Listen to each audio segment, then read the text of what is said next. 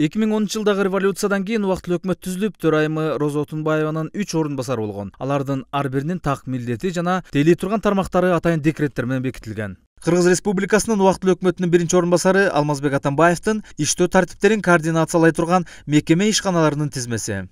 Кыргыз Республикасынын энергетика министрлигин, Кыргыз Республикасынын экономикалык башкаруу министрлигин, айыл чарба министрлигин, өзгөчө кырдаалдар министрлигинин, Кыргыз Республикасынын жаратылыш ресурстары министрлигин, транспорт жана коммуникация министрлигин, Кыргыз Республикасынын мамлекеттик мүлк министрлигин, мамлекеттик суу жана мелиорация комитетин, мамлекеттик архитектура жана курулуш агенттигин, монополияга каршы башкаруу мамлекеттик агенттигин, Кыргыз өкмөтүнүн алдындагы мамлекеттик байланыш агенттигин, мамлекеттик айлана чөйрөнү коргоо жана Токой чарба агенттигин, Кыргыз өкмөтүнүн алдындагы мамлекеттик каттоо мекемесин, Кыргыз өкмөтүнүн алдындагы мамлекеттик бажы кызматын, Кыргыз өкмөтүнүн алдындагы мамлекеттик резервдик фондун координациялайт. Кыргыз Республикасынын убактылуу өкмөтүнүн орун басары Өмүрбек Текебаевдин иштөө тартиптерин координациялай турган мекеме ишканаларынын тизмеси. Конституциялык реформаны өткөрүүнү камсыз кылат. Кыргыз Республикасынын юстиция министрлигинин ишмердигин координация кылат. Декрет боюнча ал учурдагы убактылуу өкмөтүнүн төрайымынын 1-орун басары Алмазбек Атамбаев экономика жаатын тескеп, Мегаком түздөн-түз анын кол астында болгон. Ошол эле убакта Фергана сайты Фарид Ниязовдун айткандарына таянып, Алмазбек Атамбаев Мегакомдун улутташтырылбай калган 51% акциясы тууралуу сүйлөшүүлөрдү жүргүзүп жатканын басып чыккан. 2011-жылы ушундай ушак тарап кетти. Эмне үчүн Мегакомдун 51%-ин эртерээк соттотпой, конфискация кылбай жатат? Себеби ушундай сөз тарады эл арасында. Атамбаев президенттик мээде Путинге жолугуп убада бериптир. 51%-ти улутташтырбай, конфискация кылбай, питерликтерге берет экен деген сөз тарап кетти. Бирок ага карабастан ошол убакта Конституциялык кеңешти жетектеп, баш мыйзам жазып, Мегакомго кийлигишкенге чолосу дагы жетпеген Өмүрбек Текебаев мобилдик операторду сатууга аракет кылган деп учурда айыпталууда.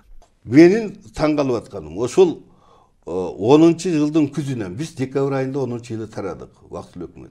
Ошондон баштап Атамбаев премьер-министр болду. То есть өкмөткө кошоюн. Андан кийин 11-жылдын аягында келтирип президент болду. Селиком ушул убакка чейин бийликтин ээси ал. Ушул прокурорлор, тергөөчүлөр кыйналып, көргөндү сурап, тергеп жүрүп өткөрүп берген ишти эмне үчүн 4 жыл кармады?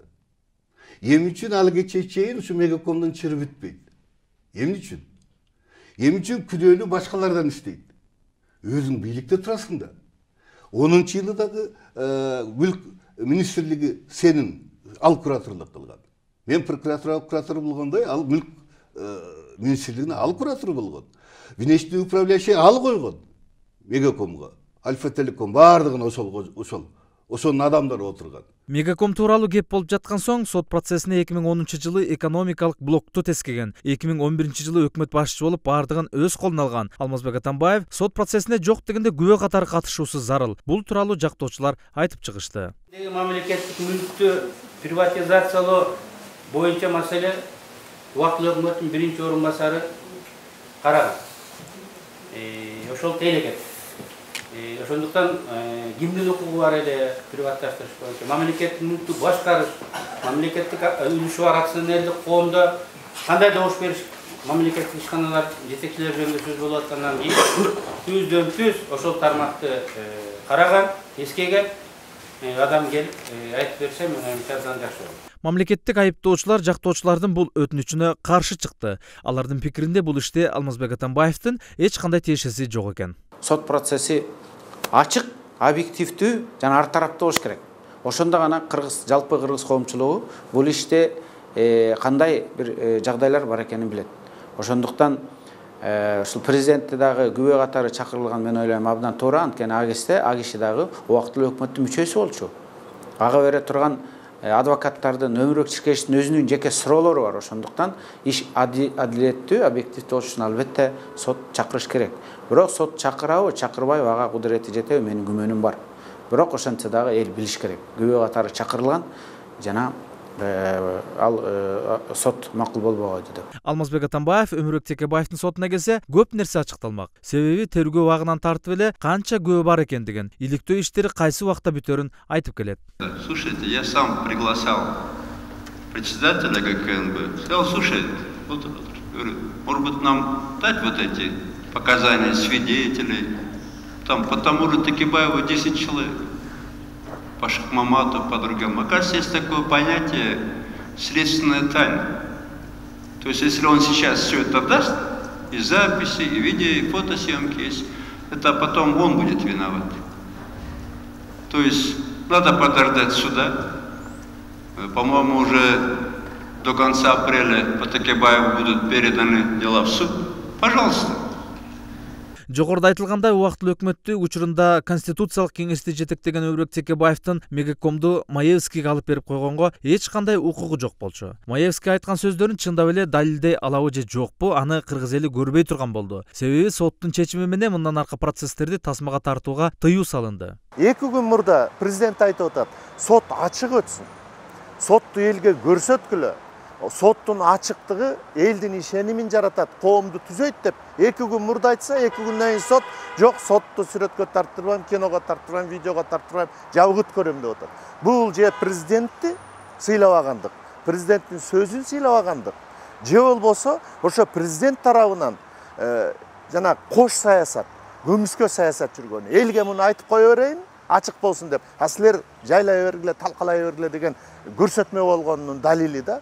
Бүгін Атамекен партиясынын лидери Өмүрбек Текебаев менен Ошентип КТРдин журналисттеринин бекемдөөсү менен КСДП фракциясынын лидери Иса Өмүркулов убактылуу өкмөттүн бардык мүчөлөрү Атамекен партиясынын мүчөлөрү болуп, Текебаевди кандай жол менен болсо дагы коргоочу адамдар болуп чыкты дешет. Эми Дүйшөбаев, Каптагаев, Өмүркуловдордун баарын атамекенчилер деп КТРден берип атканы, бул ушу каралай турган бир ыкмаларын таба албай эле ушундай нерселерге барып атышат. Бул өкүнүчтүү, анан уят нерсе, элдин баары эле билет, алар кайсы партияда жүрөт, кайсы саясатчылар деген нерселердин баарын ар бир мектепте окуганда эле билет. Өмүрбек Текебаевдин соту баштала электе эле бийликчил маалымат каражаттары эксперт Кайрат Осмоналиев Текебаев күбөлөрдү тааптыр деп добулбас уруп, ач айкырык сала баштаган. Коомдук каналга чыккан сюжетте Текебаевдин күбөлөрүнүн аты бирден аталып, жалган көрсөтмө үчүн 3 жылга эркинен ажыратуу тууралуу эскертилип, психологиялык басым жасалган. Бирок сот отурумунда Өмүрбек Текебаев күбөлөрдү чакырууну кылмыш кылгандай көрсөтүп жаткандарга ташка тамга баскандай жооп кылды. Мурдагы КТР вечерний Бишкек деп президенттин аппараттын официалдуу органы болуп калган максималдык каражаттарында Текебаевди колдоп көп күбөлөр келет экен. Алар жалдан алды деп мамлекеттик деңгээлде паникага көтөрүп турушат. Кандайдыр мамлекеттик төңкөрүш, кылмыш болуп аткандай мамиле кылды. Актёз органдар. Ошондуктан мен сизден тактап алгым келип атат. Мен үчүн гана эмес, КТР үчүн да, ЛТР үчүн да, вечерний Бишкек үчүн да, эл үчүн да. Мен өзүм коргоого укугум барбы? Мен адвокаттын кызматынан пайдаланууга укугум барбы? Рахмат. Мен далил издегенге укугум барбы? Өзүм адвокаттар аркылуу. Мен далил катары күбөлөр издегенге, документтерди жыйнаганга, эксперттердин тыянагын алганга, аны сотко алып келгенге укугум барбы? Жактоочу аркылуу. Мен жактоочуларым менен өзүмдү коргоонун стратегиясын, тактикасын, планын аныктоого укугум барбы?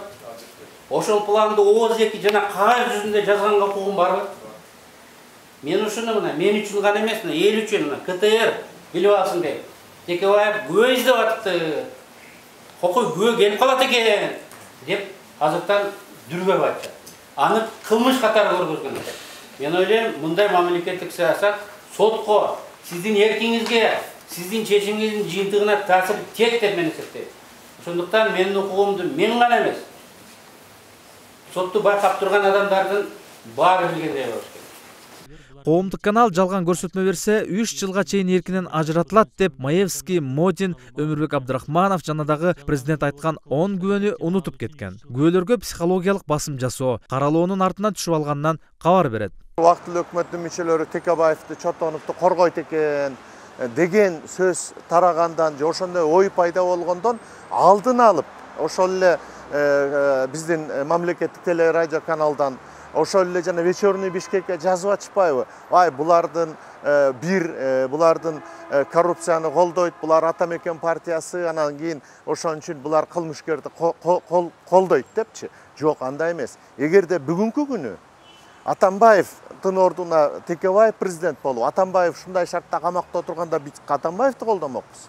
эгер адилетсиздик болуп атса, акыйкатсыздык болуп атса, биз ошо акыйкатсыз, адилетсиз жабыр тарткан адамды коргошубуз керек. Биз акыйкаттыкты коргош керек. Бул жерде Текебаевди коргоо же Чотоновду коргоо жөнүндө эмес, кеп адилеттикти коргоо жөнүндө болуп атат. Сотто Текебаевке күбө болом дегендер кире албай сыртта калды. Ал эми бийликтин күбөлөрүнүн бирөө да сотко катышмак турсун караанын да көрсөтпөй жок болушту. Ошентип Текебаев менен Чотоновдун соту белгисиз мөөнөткө жылдырылды.